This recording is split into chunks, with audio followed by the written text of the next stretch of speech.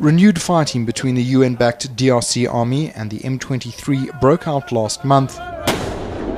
In response, the rebel movement imposed a curfew in some areas it controls.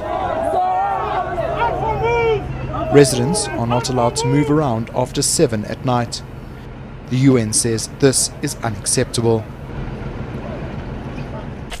The group has withdrawn from towns like Nyiragongo near Goma, but it still controls large swaths of land, including towns like Rutshuru, Kiwanja, Kibumba, Bunagana, and Rumangabo. Troops from South Africa and Tanzania are stationed around Sake and Goma.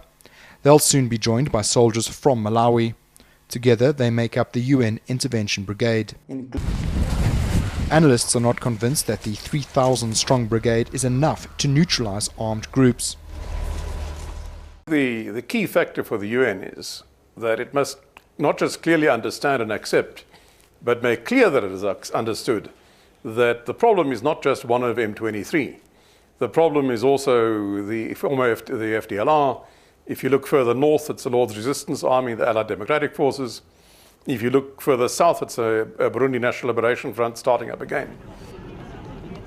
Although there has been no fighting since Sunday, a high-ranking DRC army officer has been quoted as saying an attack on Kibumba is imminent.